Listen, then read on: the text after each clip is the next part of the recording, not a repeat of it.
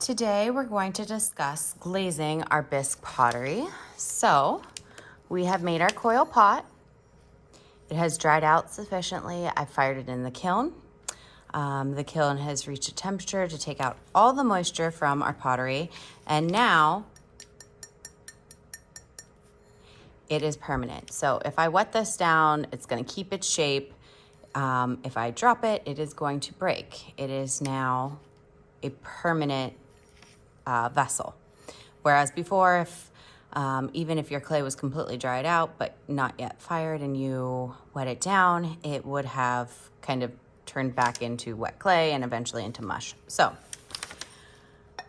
my pot. For this, I'm going to show you a bunch of different glazes. I don't think you're going to use all of them. First off, we have our crystal glaze, which is going to give you those fiery bursts. I wanted to show you a couple examples. So the interior of this is an example of a crystal glaze. I believe this is Northern Lights. The exterior is just a black solid color glaze.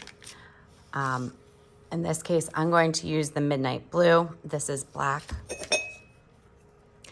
I wanted to show you a little technique though that is pretty interesting. It's called the wipe away technique, where I would glaze this with the black and then wipe away, and the raised surface would remain white. I'm going to try to show you a portion of that on here. This guy is going to be a little crazy because I'm going to show you a bunch of different techniques. So this is the wipe away method here with just a solid. I also pulled out, and I'm not sure if we're going to use them, but the velvet underglaze. So underglaze is like painting certain colors in certain areas with glaze. And the thing about the underglaze is it finishes to a matte finish, and we have to put a clear translucent coat over top of it. So it's like we're coating it with Pepto-Bismol. This too is the wipe away method. So this is with underglazes. I painted over it, and then I took a wet sponge and wiped the surface, leaving the color just in the cracks, and then I coated it with a clear glaze. And this little guy is crystal glazes. But I wanted to show you how we left the feet. Even sometimes when you have the best intention of keeping your feet clean, they get stuck to the kiln shelf here and there. So we'll talk about that here in a moment. Let me get these out of the way. The first thing that you are going to do is your interior of your pot. I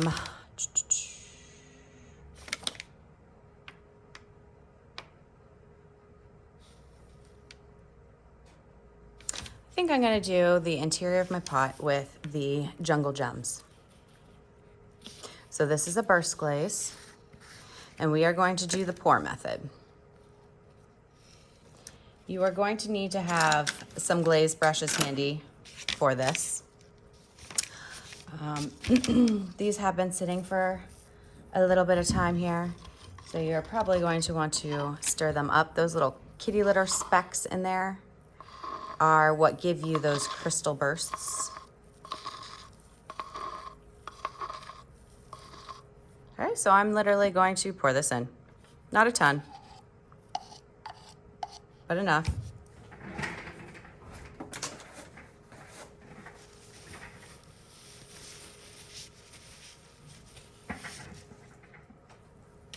Okay, and then I am going to swirl it around the inside. You see how that puddle is coming up to the top? Now you have a couple choices. You can take this puddle over the lip of your pot, or it can stop at the lip of your pot. I'm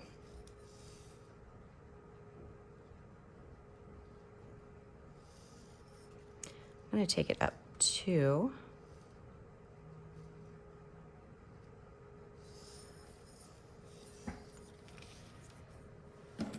I'm going to take my glaze brush now. I'm going to dump the excess in.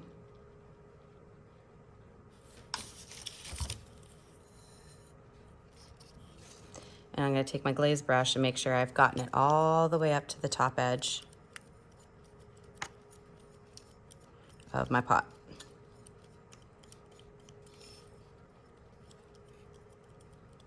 And while this is really wet, I want to keep pulling this up because your glaze is going to want to settle in the very bottom. I'm scraping a little extra out of there because I don't need all of that. If it's too thick, you're gonna have a big puddle of just bursts, which for some of you might sound cool, but sometimes it just looks sloppy. So there's that. Okay. You will have with you on your table a container of water with a sponge.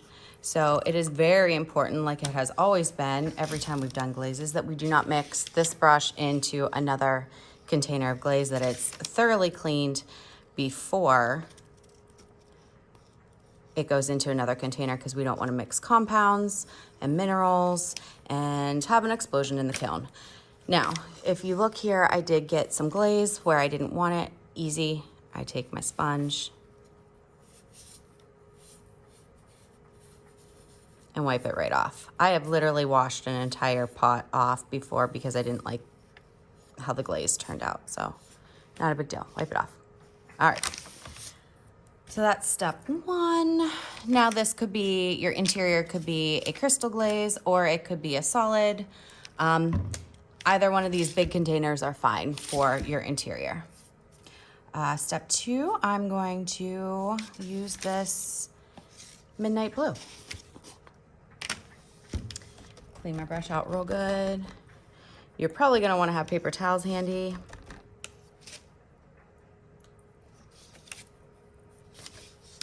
I'm now gonna make sure that this is stirred up pretty good. And I'm going to paint, getting in all those nooks and crannies in there.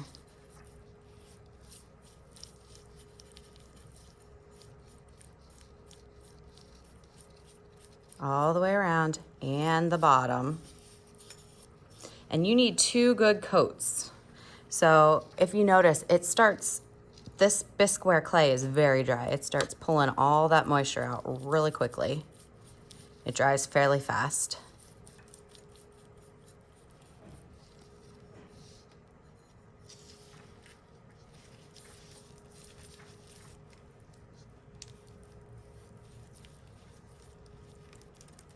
And I kind of poke my brushes. You'll see there's like air pockets every once in a while. I poke my brush in there to make sure that the glaze is really in all the nooks and crannies, especially because I'm going to show you the wipe away method here in a moment. So I really want my glaze in all those nooks.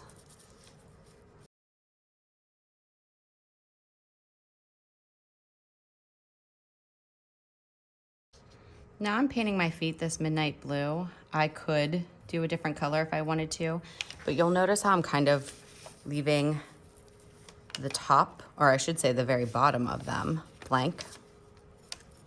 I'm not putting glaze on there because I know that I'm gonna have to wipe it off. Just like when we've done projects in the past, glaze cannot touch the kiln shelf or else it'll get stuck, like I showed you with that one pot there.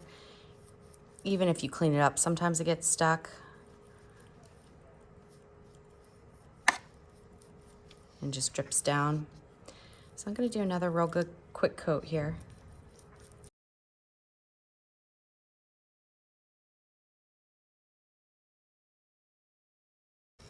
Okay, I am going to do the lip of my pot this color as well. However, I'm gonna wait a moment.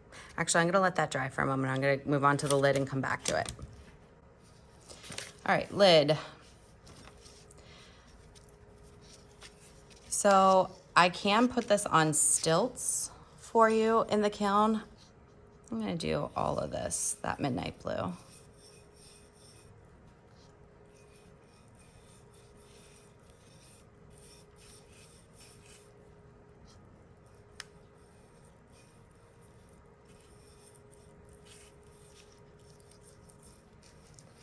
Making sure there's no air bubbles. Getting it real good, and I'm gonna take it up the sides.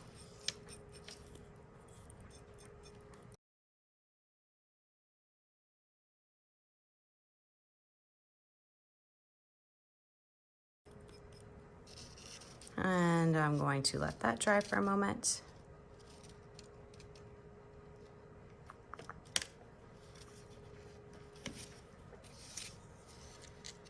All right.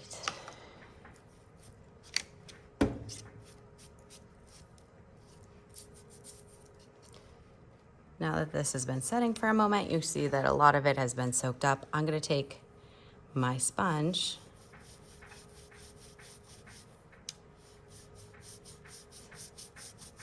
and pull off just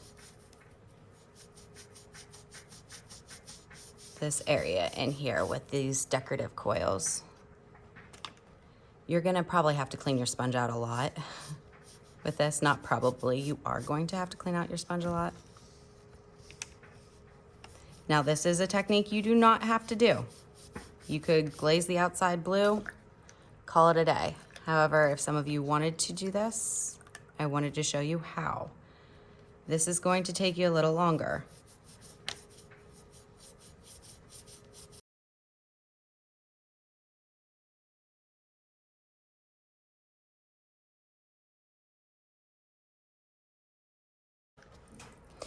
So it is very important that I don't have a sopping wet sponge. I am wringing it out, like literally squeezing it. The sponge is completely contained in my hand and leaving go so that it is just wet. If I have a sopping wet sponge, I'm going to be smearing the glaze all over the place. I want to be pulling it up. So now that I've done a pretty good initial pass, I'm going to come through with my sponge and pinch it smaller. You see the difference between these and get it right where I want it, making sure that each one of these are cleaned up to my liking.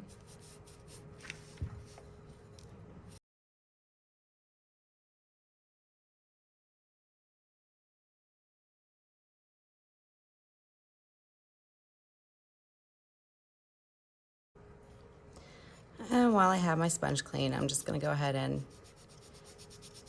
clean up right where my feet would touch the kiln shelf. Right where it's flat. Okay.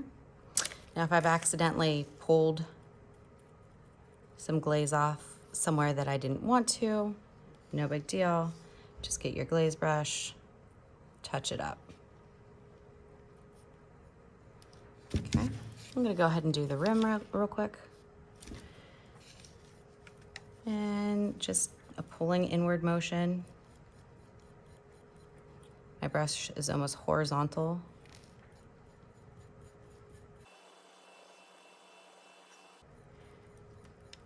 Give it one good coat, let it dry.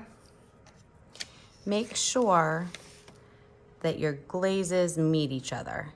Like you don't want a strip of white in between where they don't meet for it to not have any glaze, because if it doesn't have glaze, it's gonna be this rough white, and we don't want that. We want ours to be nice and shiny and smooth and glossy.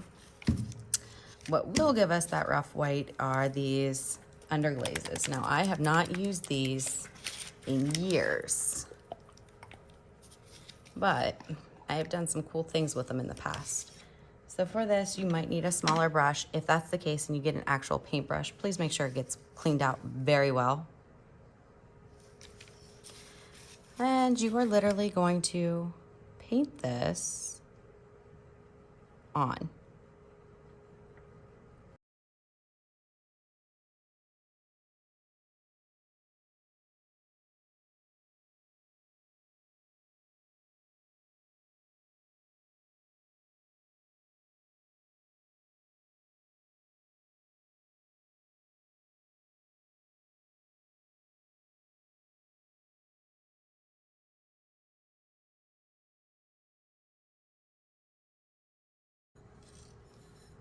So the thing about the velvet underglazes is you have to get a very good, even, thick coat on there.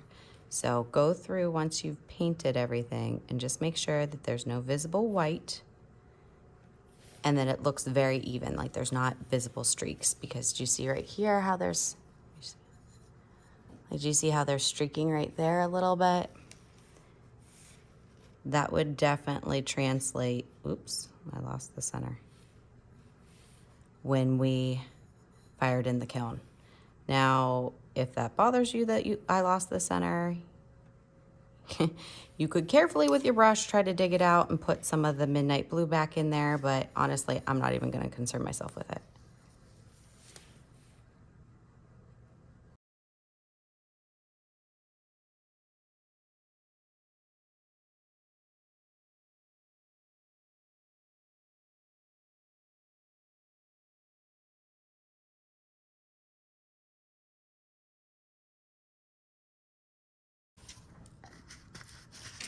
So while this is drying, I'm going to show you your rim of your glazes should be clean.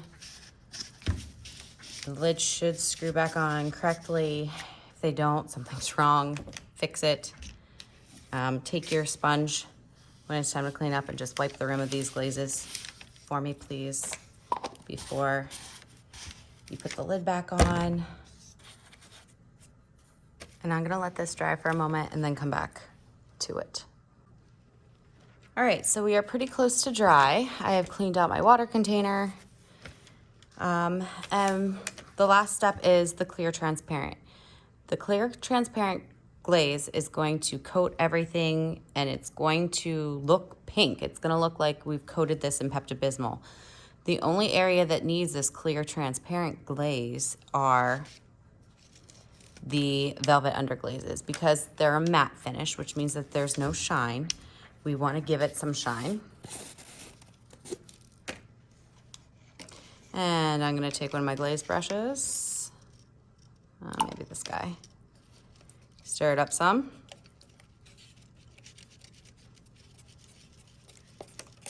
Yummy. All right. And coat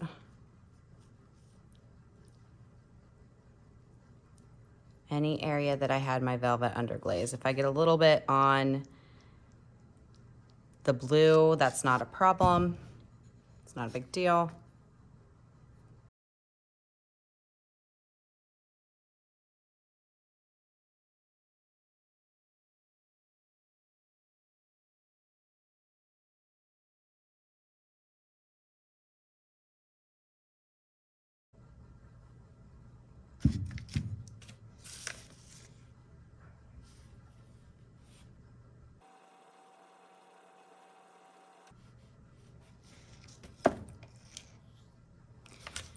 And like always, clean out your brush, wipe off the extra glaze before you throw it in the water because glaze is expensive.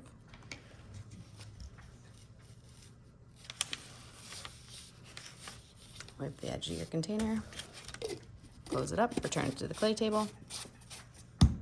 Voila.